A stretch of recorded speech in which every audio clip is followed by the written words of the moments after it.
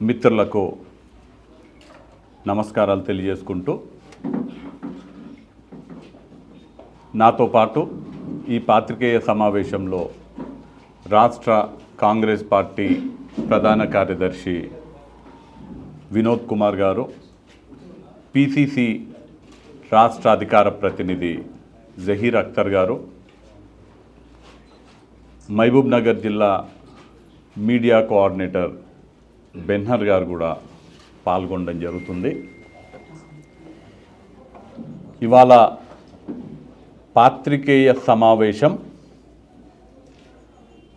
చాలా ఆవేదనతో మహబూబ్ నగర్ ప్రాంత భవిష్యత్తును దృష్టిలో పెట్టుకొని పెట్టినటువంటి పాత్రికేయ సమావేశం. రెగ్యులర్గా పెట్టేటువంటి రాజకీయపరమైనటువంటి రాజకీయ ఉద్దేశంతో పెట్టినటువంటి పాత్రికేయ సమావేశం కానే కాదు. మహబూబ్ నగర్ భవిష్యత్తు, మహబూబ్ నగర్ ప్రాంతంలో ఉన్నటువంటి కొంతమంది నాయకులు ఏ విధంగా పదవులు పొందడం ద్వారా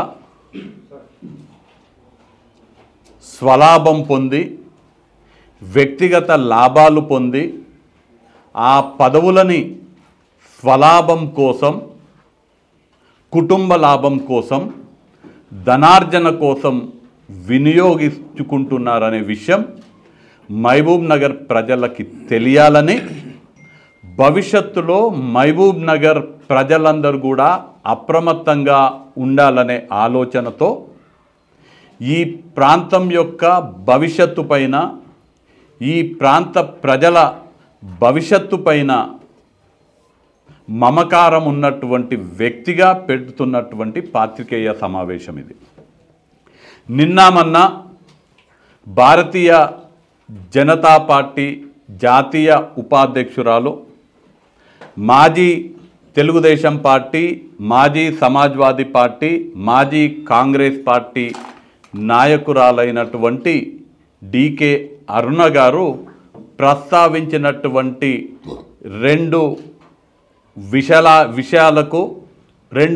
అంశాలకు ప్రతిస్పందనగా దాని వెనకాల ఉన్నటువంటి వారి యొక్క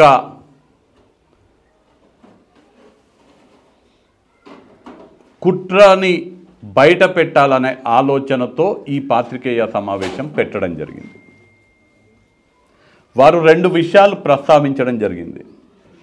వాస్తవానికి రాజకీయాలలో వ్యక్తిగత అంశాలు మాట్లాడకూడదు,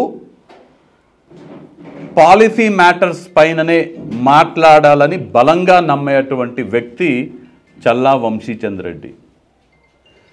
రాజకీయ విలువలకు, వ్యక్తిత్వానికి అత్యధిక ప్రాధాన్యత ఇచ్చేటువంటి వ్యక్తి చల్లా వంశీచంద్ర రెడ్డి.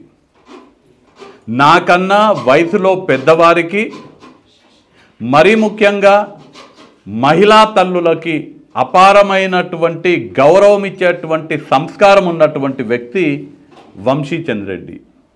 కానీ దురదృష్టవశాత్తు మనం రాజకీయాల్లో ఉన్నాం కాబట్టి మన ప్రత్యర్థుల వ్యవహార శైలి బట్టి మనం కూడా మారాల్సినటువంటి పరిస్థితులు రాజకీయాలలో ఉత్పన్నమవుతాయి. ఆ పరిస్థితే ఇవాళ నన్ను ఈ పాత్రికేయ సమావేశం పెట్టడానికి ముఖ్య కారణం. రెండు విషయాలు వారు గత 2-3 రోజుల్లో ప్రస్తావించడం జరిగింది. ఒకటి, మరి సోయి ఉండి మాట్లాడినరా సోయి లేకుండా మాట్లాడినరో తెలియదు, కానీ నన్ను ఆమెనే ఎమ్మెల్యే చేసిందని మాట మాట్లాడింది ఏదో పాత్రికేయ సమావేశంలో. ఇట్లాంటి మెడకాయ మీద తలకాయ లేని మాటలు మాట్లాడితే గౌరవంగా ఉండదు అని డికే అరుణ గారికి నేను కాంగ్రెస్ పార్టీ నాయకునిగా నేను హెచ్చరిస్తున్నా. మనం రాజకీయాలలో ఉన్నప్పుడు మనం బాధ్యతతో మాట్లాడాలి. బాధ్యతతో వ్యవహరించాలి. నన్ను కల్వకుర్తి శాసనసభ్యునిగా నాకు టికెట్ ఇచ్చింది రాహుల్ గాంధీ గారు. నన్ను గెలిపించింది కల్వకుర్తి నియోజకవర్గ కాంగ్రెస్ పార్టీ కార్యకర్తల కష్టం నన్ను గెలిపించింది. కల్వకుర్తి నియోజకవర్గ ప్రజల ప్రేమ నన్ను గెలిపించింది. నాకు ఇంకా గుర్తు 2014 శాసనసభ ఎన్నికల్లో మహబూబ్ నగర్లో కౌంటింగ్ అయిపోయిన తర్వాత రాత్రి ఇక్కడ చాలామంది పాత్రికేయ మిత్రులు ఉన్నారు, ఆనాడు కూడా మీరు చాలామంది ఉన్నారు. ఇక్కడ మాట్లాడాలి కౌంటింగ్ స్టేషన్లు అంటే మీరు నొచ్చుకున్నా నేను మిమ్మల్ని రిక్వెస్ట్ చేసి నేను ఇవాళ ఎమ్మెల్యేగా గెలిచిన తర్వాత మొదటిసారి మాట్లాడడం నేను నా పార్టీ ఆఫీసులోనే మాట్లాడతా అని మీతో ఎవరితో మాట్లాడలే. ఆ రోజు మీరు అందరు కూడా నొచ్చుకున్నారు నన్ను. ఎన్నికలు అయిపోయినాయి, మేము పాత్రికేయులు మాట్లాడమంటే మాట్లాడలేదంటే నేను తెల్లారి మహబూబ్ నగర్ డీసీసీ ఆఫీస్లో పాత్రికేయ సమావేశం పెట్టిన తర్వాత గాంధీ భవన్లో పాత్రికేయ సమావేశం పెట్టి నా గెలుపుకి నేను ఎమ్మెల్యేగా గెలవడానికి కారణము కాంగ్రెస్ పార్టీ కార్యకర్తలు, ఈ గెలుపు కాంగ్రెస్ పార్టీ కార్యకర్తలకు అంకితమని ఆ రోజు చెప్పిన నేను. ఆ మాటకొస్తే 2014లో కాంగ్రెస్ పార్టీలో టికెట్లు నిర్ణయించేటువంటి ప్రదేశ్ ఎలక్షన్ కమిటీ, ఎవరికి టికెట్లు ఇవ్వాలనే నిర్ణయించేటువంటి ప్రదేశ్ ఎలక్షన్ కమిటీలో డీకే అర్ణ లేదు, వంశీచంద్ర రెడ్డి ఉన్నాడు. డీకే అర్ణకి గద్వాల నుంచి టికెట్ ఇచ్చిన ప్రదేశ్ ఎలక్షన్ కమిటీలో సభ్యుడు వంశీచంద్ర రెడ్డి. వాస్తవాలు మాట్లాడితే 2014లో డీకే అర్ణకు టికెట్ ఇప్పించిందే వంశీచంద్ర రెడ్డి అని నేను చెప్తా. ఎందుకంటే నేను ప్రదేశ్ ఎలక్షన్ కమిటీలో సభ్యుడిని, ప్రదేశ్ ఎలక్షన్ కమిటీ నుంచి డీకే అర్ణ పేరు సిఫారసు చేస్తేనే సెంట్రల్ ఎలక్షన్ కమిటీ డీకే అర్ణ గారికి గద్వాల నుంచి శాసనసభకు పోటీ చేయనీకే టికెట్ ఖరారు చేసిండ్రు. టెక్నికల్గా మాట్లాడితే నీకు టికెట్ ఇప్పించింది చల్లా వంశీచంద్ర రెడ్డి. ఇక నన్ను కల్వకుర్తిలో గెలిపించిన అనే మాట అన్నావు కదా, నీ ఊర్లో ఏమైందో చూసుకో. మొదలు మొన్న జరిగిన శాసనసభ ఎన్నికల్లో మీ గద్వాల్లో ఏమైందో చూసుకో తల్లి. పట్టుమని 7,000 ఓట్లు రాలేదు, నీ పరువు పోయింది గద్వాలలో. పరువు పోడే కాదు, గద్వాల జనం అంతా కూడా చీదరించుకుంటున్నారు. కేవలం గద్వాల జనాలే కాదు, ఈ ప్రాంతంలో ఉన్నటువంటి బడుగు బలహీన వర్గాల వాళ్ళందరూ, బీసీ బిడ్డలందరూ కూడా డీకే అరుణ బీసీల ద్రోహి అని కుండ బద్దలు కొట్టి మరీ చెప్తున్నారు. నువ్వు మన గద్వాల్లో చేసిన వ్యవహారాన్ని బట్టి మీరు చెప్తారు కదా, మీది బంగ్లా రాజకీయము, మీ కుటుంబానికి 30,000 ఓట్లు 40,000 ఓట్లు నా పేరు చూసి ఓట్లు వేస్తారని. ఎక్కడ పోయినాయి మన గద్వాల ఆ ఓట్లన్నీ? నేను కల్వకుర్తిలో కసిరెడ్డి నారాయణ రెడ్డి గారిని నిలబెట్టిన, కసిరెడ్డి నారాయణ రెడ్డి గారిని ఎమ్మెల్యేగా గెలిపించుకున్నా. గద్వాల్లో మీరు ఒక బీసీ బిడ్డకు టికెట్ ఇప్పించుకొని మీ స్వార్థం కోసం, మీ కుటుంబం స్వార్థం కోసం మీ అల్లుడైనటువంటి కృష్ణమోహన్ రెడ్డికి పూర్తి మద్దతు ఇచ్చి భారతీయ జనతా పార్టీకి వెన్నుపోటు పొడిచి, ఒక బీసీ బిడ్డకు వెన్నుపోటు పొడిచి మీ రాజకీయ కుతంత్రాలని బయట పెట్టించుకున్నారు. ఇవాళ మహబూబ్ నగర్ ప్రాంత ప్రజలందరూ కూడా మీ యొక్క బీసీ వ్యతిరేక ఆలోచన విధానాన్ని చూసి మిమ్మల్ని అసహించుకుంటున్నారు. నన్ను గెలిపించుడు పక్కన పెట్టు, గద్వాల్లో ఏమైందో చూసుకొని మరొకసారి చెప్తున్నా. పట్టుమని 7,000 ఓట్లు రాలేదు, మీ పరువు పోయింది. అది ఆమె నిజమైనటువంటి బలము, ఆమె సంస్కారము, ఆమె రాజకీయ కుటిలత్వము. గద్వాలనే కాదు, ఇవాళ మక్తల్ పోయి అడిగితే ఎవరైనా చెప్తారు. మక్తల్లో భారతీయ జనతా పార్టీ ఒక వ్యక్తికి టికెట్ ఇస్తే అక్కడ భారతీయ జనతా పార్టీ టికెట్ ఇచ్చినటువంటి వ్యక్తికి కాకుండా ఆమెకు సొంత తమ్ముడైనటువంటి రామ్మోహన్ రెడ్డికి మద్దతు ఇచ్చి ఇవాళ మక్తల్లో ఏ ఊరికి పోయినా ఏ వేరే పార్టీ వాళ్ళు కాదు, భారతీయ జనతా పార్టీ కార్యకర్తలను అడిగినా చెప్తారు డీకే అర్ణ జాతీయ స్థాయిలో ఉపాధ్యక్షురాలు ఉన్నది, కానీ ఇక్కడ మక్తల్లా భారతీయ జనతా పార్టీకి వెన్నుపోటు పొడిచింది, వాళ్ళ తమ్ముడు కోసం పనిచేసిందని చెప్తారు. ఒక్కరినైనా ఎక్కడినైనా నా రాజకీయ జీవితంలో దాదాపు 20 సంవత్సరాలల్లా ఒక్క మచ్చ ఎక్కడున్నా ఉంటే చూపించమని చెప్పండి. మన గద్వాల్లో బీసీ బిడ్డకు ద్రోహం చేసినాం, నీ పార్టీకి ద్రోహం చేసినాం. మక్తల్లా మీ పార్టీకి ద్రోహం చేసినాం. కాంగ్రెస్ పార్టీలు కూడా నేను చాలా బాధ్యతతో చెప్తున్నా 2014 నాకు కాంగ్రెస్ పార్టీ టికెట్ ఇస్తే నేను ఓడిపోవడానికి డీకే అరుణ కుట్ర చేసింది. ఆ కుట్రలని ఛేదించుకొని నేను ఎమ్మెల్యేగా గెలిచిన ఆ రోజు. ఎట్లయితే గద్వాలలో మొన్న బీజేపీకి ద్రోహం చేసిందో, మక్తల్లో ఎట్లయితే బీజేపీకి ద్రోహం చేసిందో 2014లో కూడా కల్వకుర్తిలో నేను ఓడిపోవడానికి డీకే అరుణ కుట్రలు పన్నింది, కుతంత్రాలు పన్నింది. అయినా కానీ నా ప్రజల ప్రేమతోటి, నా కార్యకర్తల కష్టంతో నేను కల్వకుర్తి నుంచి శాసనసభ్యునిగా గెలిచిన. భారత రాజ్యాంగం చెప్తుంది, భారతదేశ పౌరుడైనటువంటి వాడు భారతదేశంలో ఎక్కడ ఓటున్నా, భారతదేశంలో ఉన్న కన్యాకుమారి నుంచి కాశ్మీర్ వరకు ఎక్కడైనా పోటీ చేయొచ్చు అని భారత రాజ్యాంగం చెప్తుంది. కనీసం సంస్కారము, భారత రాజ్యాంగం మీద విలువలేనటువంటి వ్యక్తి డీకే అరుణ కాబట్టి ఇవాళ లోకల్ నాన్ లోకల్ గురించి మాట్లాడుతుంది. నరేంద్ర మోడీ ఎక్కడికి వెళ్ళి పోటీ చేస్తుండు? నేను నా సొంత జిల్లాలో పోటీ చేస్తున్నా. నరేంద్ర మోడీ గుజరాత్ కదా, పోయి ఉత్తరప్రదేశ్లో పోటీ చేస్తుండు.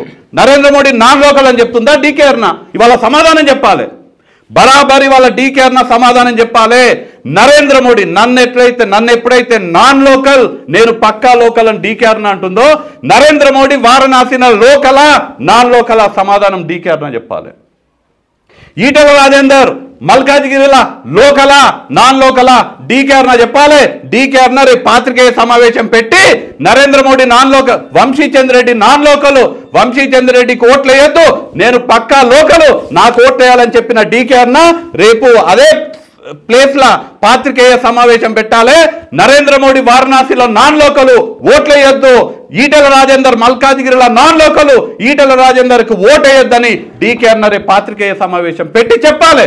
లేకపోతే మహబూబ్ నగర్ ప్రజలకు క్షమాపణ చెప్పాలి, నాకు బహిరంగ క్షమాపణ చెప్పాలని నేను వాళ్ళు డిమాండ్ చేస్తున్నా. నువ్వు జెడ్పీటీసీ గెలవనికనేమో నీకు ఏది కావాలంటే ఆడికి పోయి పోటీ చేస్తావు, పాన్గల్కి పోయి పోటీ చేస్తావు. నీ అసెంబ్లీ కాదు, నీ జిల్లా కాదు, పోయి పాన్గల్లో పోటీ చేస్తావు. ఇవాళ లోకల్ నాన్ లోకల్ అని గుర్తొచ్చిందా? నేను ఇవాళ ఈ పాత్రికేయ సమావేశం పెట్టడానికి ముఖ్య కారణం ఇప్పటి వరకు మాట్లాడింది కాదు, ఎందుకు ఈ ప్రస్తావన డీకే అరుణ తీసుకొస్తుంది అనేది ముఖ్యమైన విషయం. ఏదో ఒక మాట చెప్పి ఎట్లాగూ మేము ఓడిపోతున్నాము, నన్ను అక్కడ గద్వాలలో తిరస్కరించిన ప్రజలు, నా బండారం గద్వాలలో బయటపడ్డది, నేను బీసీ వ్యతిరేకని గద్వాలలో బయటపడ్డది, ఖచ్చితంగా నేను మహబూబ్ నగర్లో గెలిచే ప్రసక్తే లేదు, నేను ఓడిపోతున్నా, వంశీచంద్రెడ్డి గెలవబోతుండు, రాష్ట్రంలో ప్రజాపాలన కొనసాగుతుంది, దేశంలో రాహుల్ గాంధీ నాయకత్వాన్ని చూస్తున్నారు, వంశీచంద్రెడ్డి గెలుస్తున్నాడు, ఎట్లా వంశీచంద్రుడిని అడ్డుకోవాలి, మంచోడు, పని చేస్తాడు, ఏం చెప్పలేదు. నా మీద ఏం మాట్లాడుతుంది? ఆమెలాగా పూటకు పార్టీ మారినోని కాదు, ఆమె లెక్క పైసలకు కక్కుర్తిపడేటోని కాదు, వాళ్ళ లెక్క లిక్కర్ మాఫియా చేసినోని కాదు, దొంగ కళ్ళు మామలాలు చేసినోని కాదు, కాంట్రాక్టర్లను బెదిరించి పైసలు వసూలు చేసినోని కాదు, క్రషర్ మెషిన్లు పెట్టి పర్యావరణాన్ని చెడగొట్టినోని కాదు. ఏం చెప్తుంది నా మీద? ఏం దేవులన్నా దొరకలేదు, ఆ పిల్లగాడు మంచోడు, పని చేస్తాడు, ఏం దొరకలేదు, ఇక ఏదో ఒకటి అనాలి కాబట్టి నాన్ లోకల్ అనేది తీసుకొచ్చింది. ఎందుకు ఇదంతా చేస్తుందంటే మహబూబ్ నగర్ ప్రజలపైన పడి ఇన్ని సంవత్సరాలు ఎట్లయితే రాజకీయ పదవులు ఉపయోగించుకొని ధనార్జన కోసం, సొంత లాభం కోసం ప్రజలను పీడించుక తిన్నారో, ఇప్పుడు మళ్ళా మహబూబ్ నగర్ ప్రజల మీద పడి పీడించుక తిననీకే మళ్ళా అధికారం కోసం ఎంపీ అయి పీడించుక తినాలనే ఒక కుట్రలో భాగంగా ఈ ఆరోపణలు డీకే అరుణ చేస్తున్నది. ఎందుకు చేస్తున్నది? మళ్ళా ఈ ప్రాంతానికి వచ్చి వైన్స్ సిండికేట్ ఏర్పాటు చేసి వైన్స్ ద్వారా ధనార్జన చేయాలని, ఒక వైన్స్ మాఫియా సృష్టించాలి, మైన్స్ మాఫియా సృష్టించాలి, శాండ్ మాఫియా సృష్టించాలి, కాంట్రాక్టర్ల మాఫియా సృష్టించాలి, దొంగ కళ్ళు సరఫరా చేసి డబ్బులు, గతంలో ఎట్లయితే వాళ్ళ చరిత్ర మహబూబ్ నగర్ ప్రజలందరికీ తెలుసు, నడిగడ్డ ప్రజలకు తెలుసు వాళ్ళ చరిత్ర. మందు కలిపిన కళ్ళు అమ్మాలి, పైసలు సంపాదించాలి.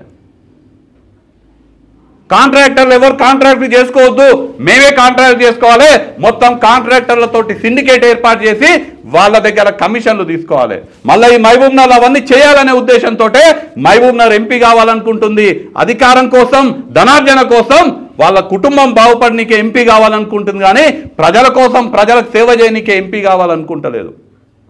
ఇవాళ నేను ప్రశ్నిస్తున్నా, నా పుట్టినిల్లు నారాయణపేట అంటున్నావు కదా, నారాయణపేటకి ఏం చేసినావు తల్లి? నీ పుట్టినిల్లు అయితే ఇన్నేళ్ళు అధికారంలో ఉన్నావు, కాంగ్రెస్ పార్టీ అధికారంలో ఉన్నప్పుడు మంత్రిగా ఉన్నావు, కాంగ్రెస్ పార్టీకి వెన్నుపోటు పొడిచి భారతీయ జనతా పార్టీకి పోయినప్పుడు భారతీయ జనతా పార్టీ కేంద్రంలో అధికారంలో ఉన్నది. నారాయణపేటకు 1 ఎకరానికి నీళ్ళు ఎందుకు పారతలేదని నేను ఇలా అడుగుతున్నా. నీ పుట్టినిల్లు నారాయణపేట అయితే నారాయణపేట నియోజకవర్గానికి 1 ఎకరానికి నీళ్ళు ఎందుకు పారతలేదు? ఇవాళ నేను గర్వంగా చెప్తున్నా, మేము అధికారంలోకి వచ్చినామో నారాయణపేటని సస్యశ్యామలం చేయనికే నారాయణపేట కొడంగల్ ఎత్తిపోతల పథకం జీవో నెంబర్ 14 2945 కోట్ల రూపాయలతోటి కోస్గిలా మేము భూమి పూజ చేసినాము. నేను, ముఖ్యమంత్రి గారు రేవంత్ రెడ్డి గారు, అక్కడున్న శాసనసభ్యురాలు చిట్టెం పర్ణికారెడ్డి తీసుకుంటాము. మేము నీళ్ళు ఇస్తున్నాం నారాయణపేటకి.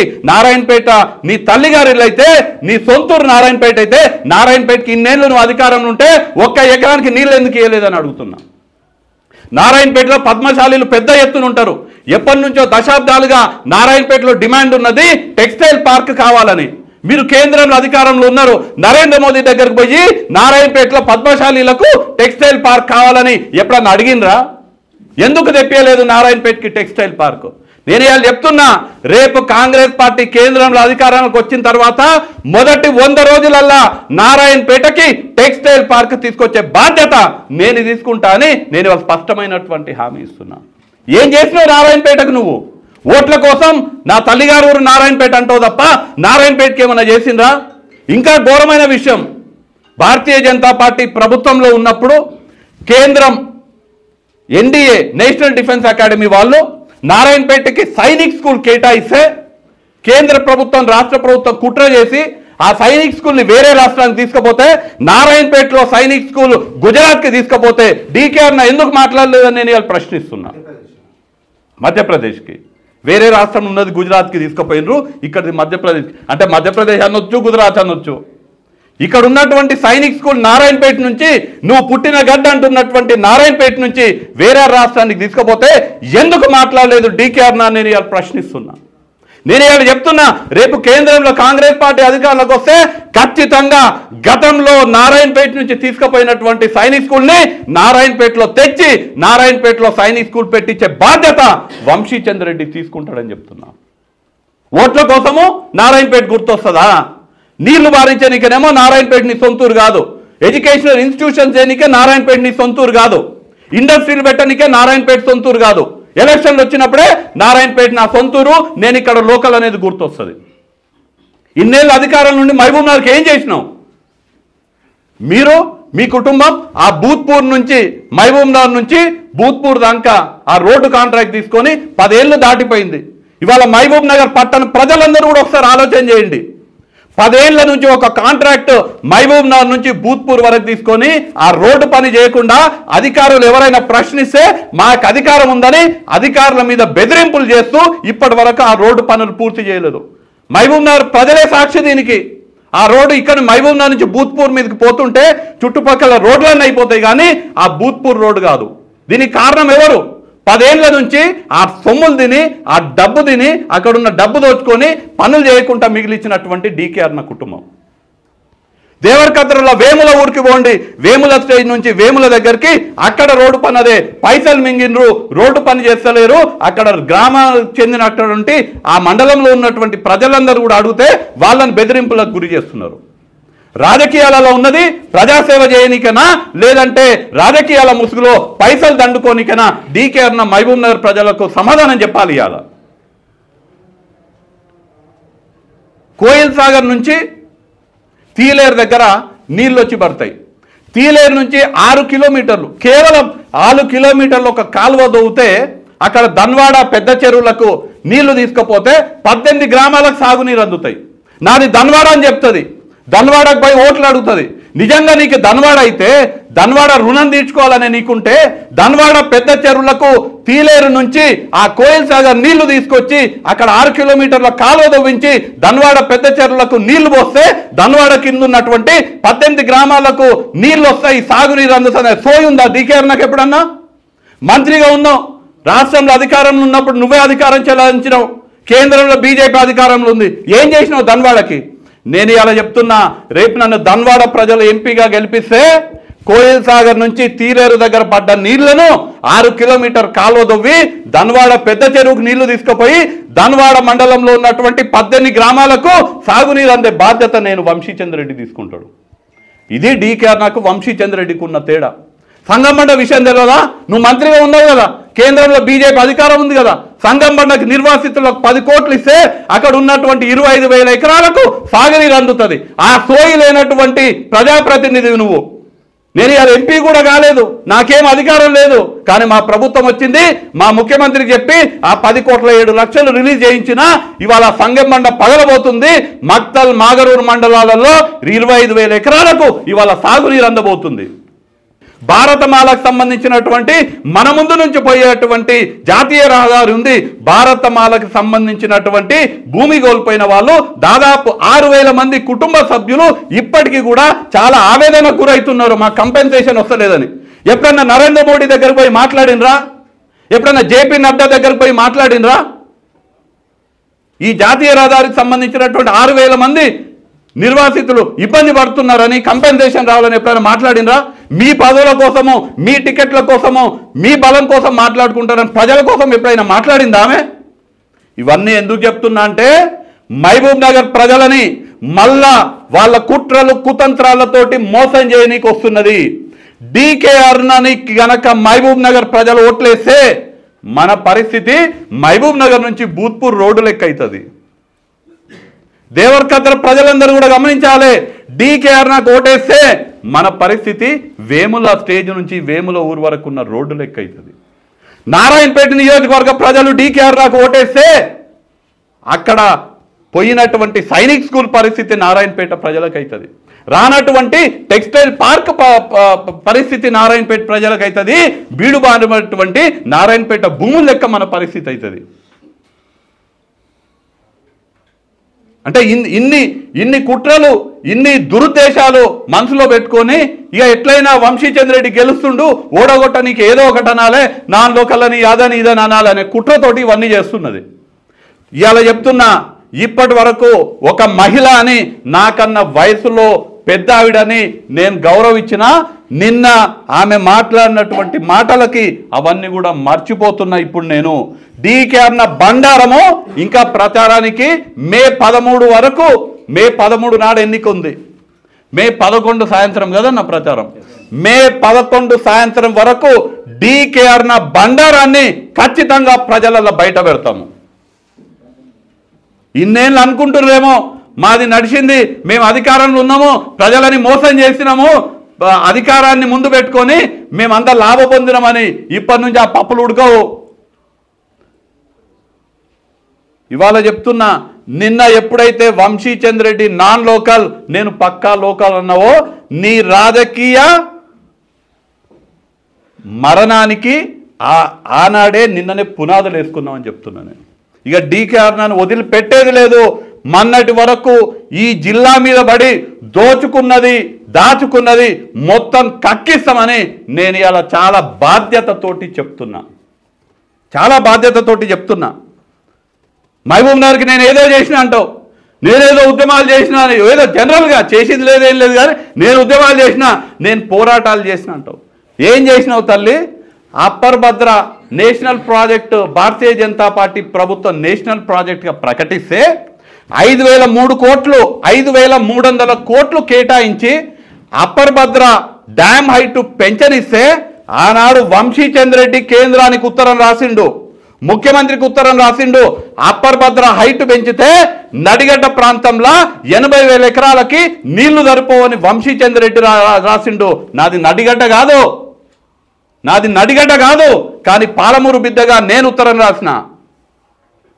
నేను లోకల్ అంటున్నావు కదా, ఆనాడు అప్పర్ భద్ర ప్రాజెక్ట్కి జాతీయ స్థాయి హోదా ఇస్తే ఎందుకు ప్రశ్నించలేదు, ఎందుకు ఆపియలేదు? ఉల్టా ఏం చేసిందో తెలుసా డీకేఆర్న? అదే రోజు వాళ్ళ అధ్యక్షుడు, రాష్ట్ర అధ్యక్షుడు బండి సంజయ్ పాదయాత్ర చేస్తుంటే జోగులాంబ దగ్గర హారతి పట్టింది బండి సంజయ్కి. నేరియాల సూటిగా ప్రశ్నిస్తున్నా, ప్రాంతం మీద మమకారం ఉంటే,